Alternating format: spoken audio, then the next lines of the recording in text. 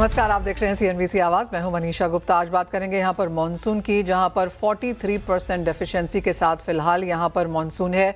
जून का महीना 19% की रेनफॉल का कंट्रीब्यूशन देता है और शुरुआत यहां पर बहुत बेहतर नहीं हुई है।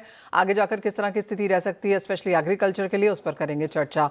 साथ ही बात करेंगे सोने चांदी की, जहां पर हर रैली पर बिकवाली आते हुए नजर आई है।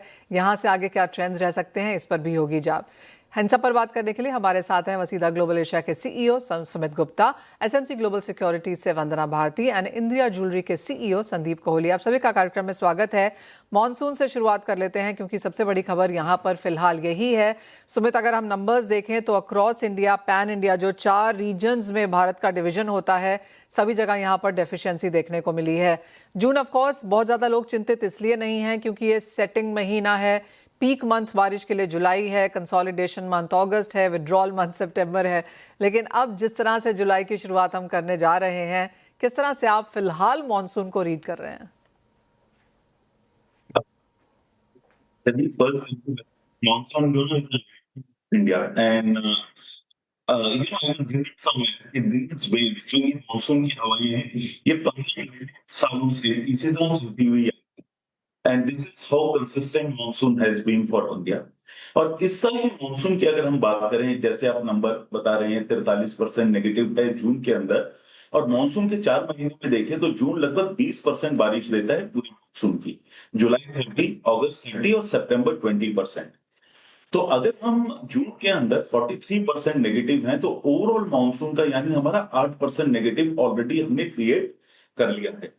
जैसे हम और आप जानते हैं मानसून कम होने के वेरियस कारण है, जिसमें सबसे बड़ा इस बार एल नीनो को बोला जा रहा है। और जैसे हम जुलाई में एंटर कर रहे हैं तो एक अच्छी न्यूज क्या है कि एमजेओ ऑसिलेशंस के कारण, इट्स इन वेव 2 एंड 3, उसके कारण 1 से 10 जुलाई के बीच में अच्छी बारिश होने की उम्मीद है। परंतु उसके बाद दोबारा जुलाई, अगस्त, सितंबर के अंदर मॉनसून कम रहने की उम्मीद है। तो अब हमको ये देखना है कि अगले 10 दिन बारिश कैसी होती है, किस एरिया में होती है, जो हमारे मॉनसून का पूरा टोन सेट करेगा। बट अभी सिचुएशन इज क्वाइट ड्रास्टिक और ये हमारे लिए अच्छी नहीं। सुमित, अगर हम उन 9 स्टेट्स की बात करें जहां पर खरीफ की बुआई होती है, उसमें पंजाब हरियाणा है जहां पर इरिगेशन काफ़ी अच्छी खासी है, लेकिन उसके बाद महाराष्ट्र है जहां पर इरिगेशन पुअर है। साथ ही साथ अगर हम सदर्न स्टेट्स की यहां पर बात करें तो वहां पर भी हालत खराब ही है। कर्नाटका, आंध्र प्रदेश, यूपी, एमपी में बुरे हाल हैं। गुजरात 80% डेफिशिएंसी के साथ काम कर रहा है। कैसे देखेंगे आप खरीफ की बुआई इन सब स्टेट्स के लिहाज से? अगर हमको मानसून में हमारे क्रॉप्स को देखना है तो उसके लिए क्रिटिकल वर्ड है PMO, that is pulses, millets and oil seeds. Usually monsoon जब खराब रहता है तो ये 3 क्रॉप सबसे ज्यादा सफर करती है। उसका कारण है कि डोमिनेटली नॉन इरिगेटेड एरियाज के अंदर होती है, प्लस जो पूरा एल नीनो का इफेक्ट आता है वो north Karnataka, Vidarbha, Maharashtra, Marathwada, waste MP, Rajasthan, Gujarat, इन स्टेट को ज्यादा प्रभावित करता है। और जैसे आपने मेंशन किया, नॉर्दर्न स्टेट्स में इरिगेशन है, बट इरिगेशन और हीट 2 अलग चीजें हैं। क्योंकि अगर बारिश नहीं होती तो उसके कारण टेम्परेचर ज्यादा रहता है, तो आपको इरिगेशन भी ज्यादा करना पड़ता है। और जमीन में ऑलरेडी आपको पता है कि हमारा वाटर टेबल काफी नीचे गया है। तो सारे फैक्टर्स को देखते हुए इरिस्पेक्टिव ऑफ इरिगेशन यील्ड हर जहां पर इंपैक्ट होती है। अगर हम रेफरेंस ईयर देखें 2015, 2009, 1997, 1976, 1962, 66, 1901, तो इन सभी सालों के अंदर यील्ड पूरे देश में प्रभावित हुई थी। और अभी तक सिंस बारिश नहीं हुई तो हमारी क्रॉप्स को एक आइडियल विंडो भी नहीं मिली है प्लांटिंग की। लेट प्लांटिंग होगा, पानी का स्ट्रेस रहेगा, फर्टिलाइजर का थोड़ा स्ट्रेस है, तो ओवरऑल इस साल गवर्नमेंट को काफी एक्टिव रहना पड़ेगा। एब्सोल्युटली। सुमित, अगर हम पिछले साल के कंपैरिजन में खरीफ की बुआई देखें तो वहां पर एज ऑफ नाउ गिरावट देखने को नहीं मिली है।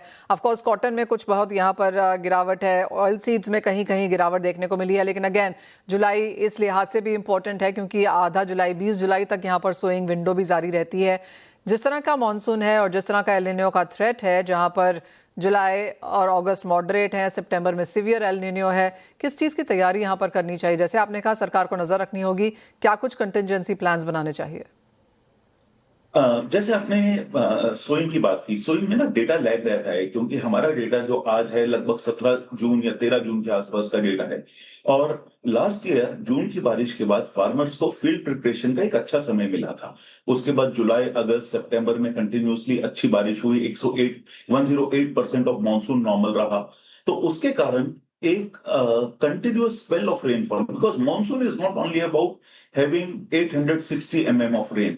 It is about number of rain days, spread of rain, arrival of monsoon, break of monsoon, किस तरह से उसका टेम्पोरल स्पेशियल डिस्ट्रीब्यूशन रहता है और कैसे विड्रॉल रहता है। आज के दिन में जो आपने बहुत महत्वपूर्ण बात बोली कि जून के अंदर ऑलरेडी एक टोन सेट हो गया है कि बारिश कम हो रही है। गवर्नमेंट भी 111 जिले के अंदर एडवाइजरी इशू कर रही है कि आपको जो बुआई देख करनी चाहिए वो वाटर जो कम पानी की किस्में हैं उनको करना चाहिए और देख के करनी चाहिए मॉनसून के हिसाब से। तो उसके अगर हम इन सब चीजों को देखें तो सबसे ज्यादा इंपैक्ट जो हमने मेंशन किया पल्सेस, मिलेट्स और ऑयल सीड पे आएगा, परंतु चावल भी उससे अछूता नहीं रहेगा। अगर आज हम डोमेस्टिक मार्केट में देखें, गवर्नमेंट के पास दालों का 4.5 मिलियन टन का स्टॉक है, चावल और गेहूं का स्टॉक गवर्नमेंट के पास अच्छा है। परंतु नेक्स्ट ईयर की क्रॉप एक्सपेक्टेशन जब भी कम होती है तो गवर्नमेंट के लिए एक प्राइस इन्फ्लेशन को रोकना एक इंपॉर्टेंट एस्पेक्ट हो जाता है। उसके लिए आज हमारे यहाँ सभी फूड प्रोडक्ट्स के ऊपर इंपोर्ट ड्यूटी है जो हमने लानीना के समय लगाई थी। तो आगे जाके देखना होगा क्या गवर्नमेंट इन इंपोर्ट ड्यूटी को घटाती है। और दूसरा, डोमेस्टिक प्राइस इन्फ्लेशन को नीचे रखना ये चॉइस नहीं है, ये कंपल्शन है किसी भी सरकार के लिए। तो आगे आने वाले समय में हम पोटेंशियली, जैसा हमने 2023-24 में देखा, एक हाइपर ड्राइव देख सकते हैं गवर्नमेंट की to keep the price inflation low. All right, तो सरकार की तरफ से काफ़ी सारे मेजर्स यहाँ पर आ सकते हैं। जुलाई देखना होगा और उसके बाद काफ़ी हद तक जो सेक्टर्स हैं वो एक्सपेक्ट कर सकते हैं कि सरकार की तरफ से हम मेजर्स देखें इन्फ्लेशन को यहाँ पर काबू में रखने के लिए। सुमित, एज ऑलवेज बहुत शुक्रिया साथ जोड़ने के लिए। तो वो सुमित ने नया वर्ड कॉइन किया है, पीएमओ में स्ट्रेस रह सकता है, जो कि पल्सेस, मिलेट्स और ऑयल सीड्स हैं। तो एक interesting conversation of course as always Sumit के साथ यहाँ पर नजर। लेकिन अब यहाँ पर कच्चे तेल पर डाल लेते हैं, जहाँ पर कुछ मुनाफा वसूली देखी थी हमने पिछले हफ्ते में, 10% की गिरावट थी, लेकिन आज की शुरुआत ऑन द हायर साइड हुई है। वंदना, कैसे देखती हैं प्राइसेस को यहाँ से? जी मनीषा, मुझे लग रहा है कि यहाँ पे एस्केलेशंस हुए थे दोबारा और इसकी वजह से भी प्राइसेस हायर साइड है।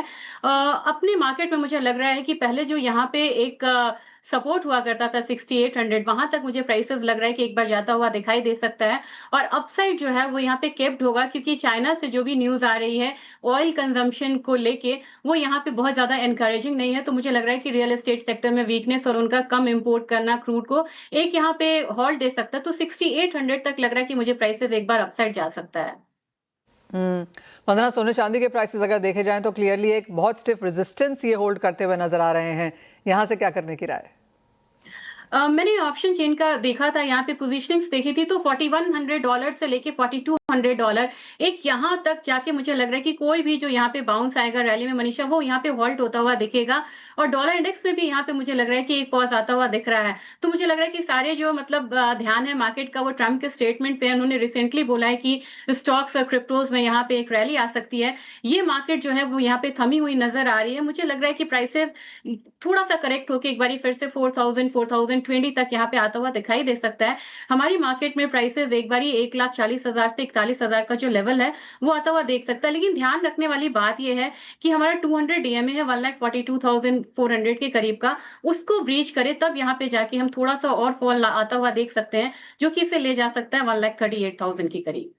ऑल राइट, यानी मुनाफा वसूली सोने और चांदी दोनों में आ सकती है। आप खरीदना चाहें तो एक्यूमुलेट कर सकते हैं, लेकिन यहाँ से और डिप्स बाकी हैं। वंदना, मेटल्स में क्या करने की राय है, क्योंकि डॉलर इंडेक्स में जिस तरह की तेजी है उसका इम्पैक्ट हमने मेटल्स में भी आता हुआ देखा? जी मनीषा, हर मेटल्स मैंने आज देखा है कि हर मेटल्स का अपना पैटर्न है।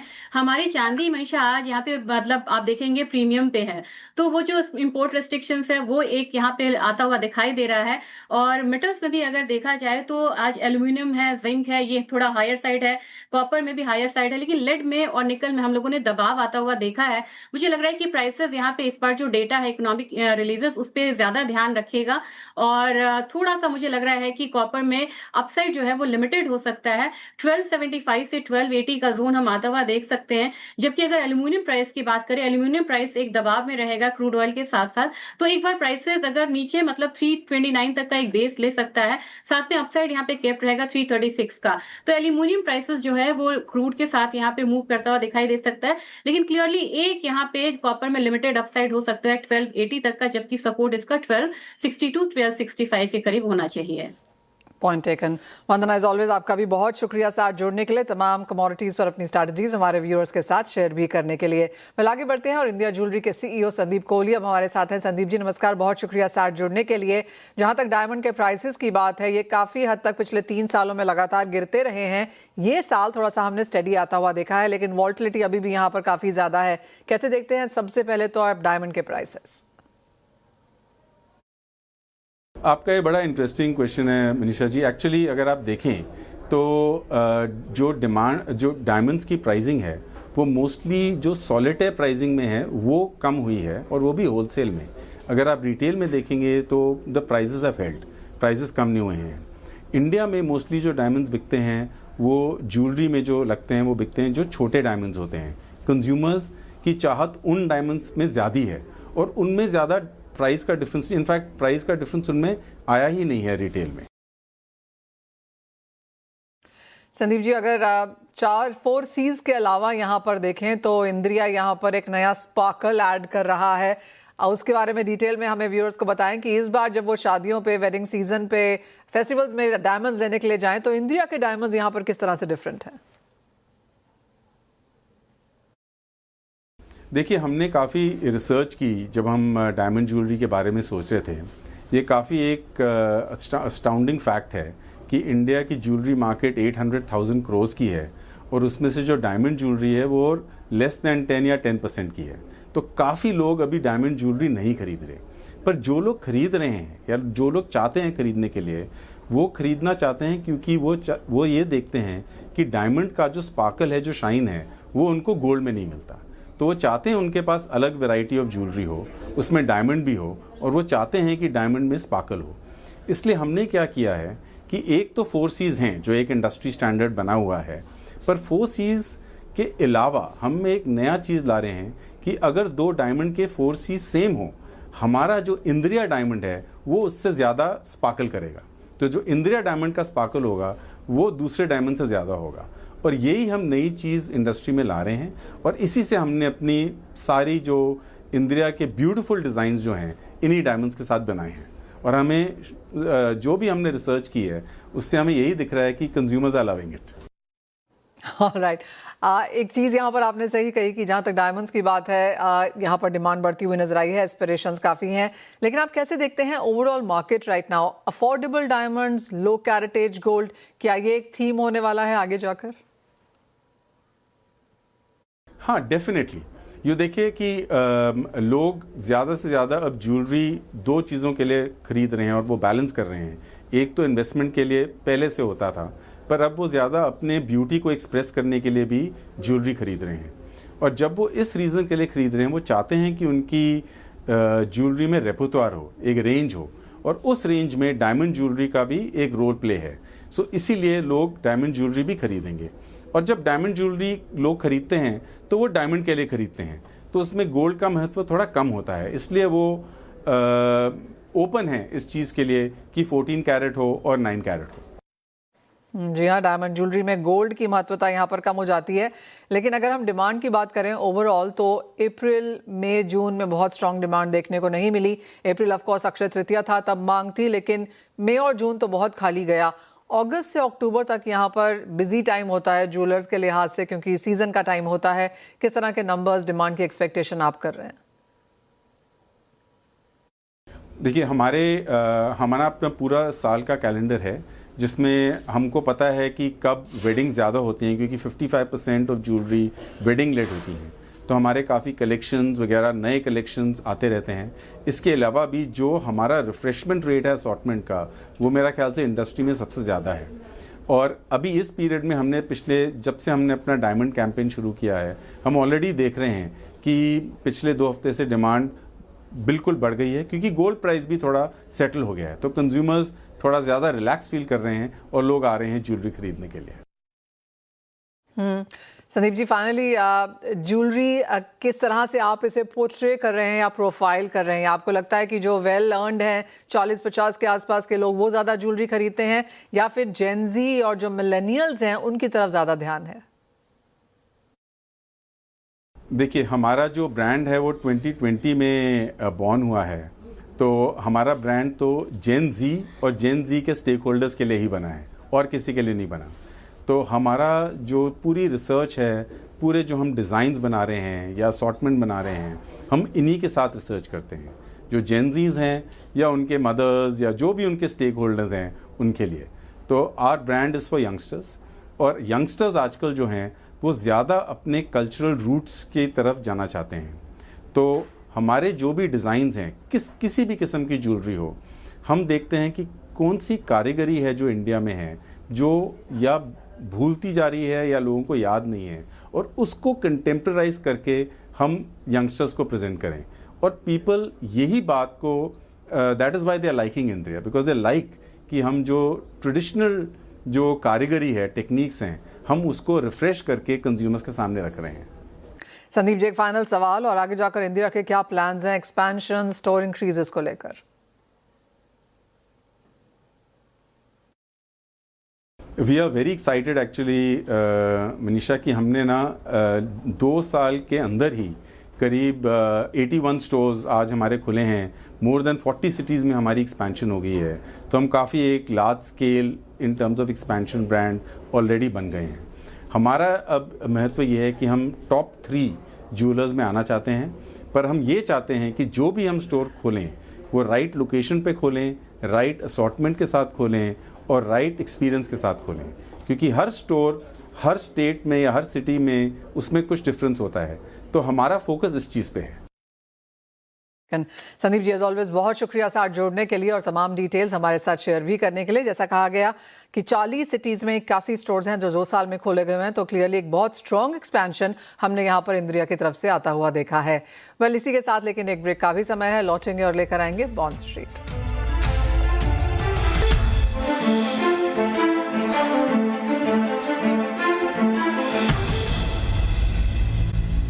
CNBC Awaaz and India Bonds present Bond Street. नमस्कार, बॉन्ड स्ट्रीट में आपका स्वागत है। और आपको बता दें कि सरकारी बॉन्ड्स में कुछ मुनाफा वसूली की वजह से यहाँ पर हल्की गिरावट देखने को मिली है, और वो इस वजह से क्योंकि हमने मार्केट्स में यहाँ पर बढ़त आते हुए देखी थी। अमेरिकी ट्रेजरी यील्ड्स में गिरावट का असर यहाँ पर इंडियन मार्केट्स में देखने को मिला है। साथ ही साथ बाजार FY27 का पहला बायबैक ऑक्शन जो कि $300 बिलियन का है, उस पर नजर रखेगा। इसकी वजह से सप्लाई दबाव कम हो सकता है, लिक्विडिटी बेहतर होने की उम्मीद है और इसका फायदा यहाँ पर बाजार को मिलेगा। डॉलर के मुकाबले रुपए में मजबूती हल्की सी लौटी है, लेकिन आपको याद दिला दें कि डॉलर इंडेक्स यहाँ पर 13 महीने के हाईज पर है और ज़्यादातर एशियन करेंसीज में हल्का सा दबाव है, जिसका इम्पैक्ट इंडियन मार्केट्स पर भी देखने को मिलेगा। लेकिन RBI पिछले कई हफ्तों में लगातार यहाँ पर एक्टिव दिखा है। US ईरान सीज फायर की खबरों के बाद भी यहाँ पर कुछ मजबूती है। इसी के साथ साथ US ईरान के बीच कतर में आज बातचीत की खबरें हैं। वो यहाँ पर स्ट्रेट ऑफ हॉर्मुज किसके पास होगा, क्या कंट्रोल होगा, उसको लेकर मतभेद सुलझाने पर फोकस है। कच्चा तेल जो कि पिछले हफ्ते 10% तक गिरा था, आज हमने यहाँ पर कुछ स्टेबिलिटी आते हुए देखी है। तो $72 प्रति बैरल के आसपास यहाँ पर लेवल्स कायम हैं। तो एक स्टेबिलिटी भी यहाँ पर कुछ कॉन्फिडेंस बाजार में फिर से दिलवाती है। लेकिन सबसे बड़ी खबर जो बाजार यहाँ पर देख रही है वो है मार्केट में जो रिकॉर्ड FPI निवेश हमने आता हुआ देखा है $4.2 बिलियन का। अगर इसे रुपए में कन्वर्ट किया जाए तो इस महीने में हमने करीब यहाँ पर 39,000 करोड़ रुपए मार्केट्स में आते हुए देखे हैं। ये एक रिकॉर्ड नंबर है।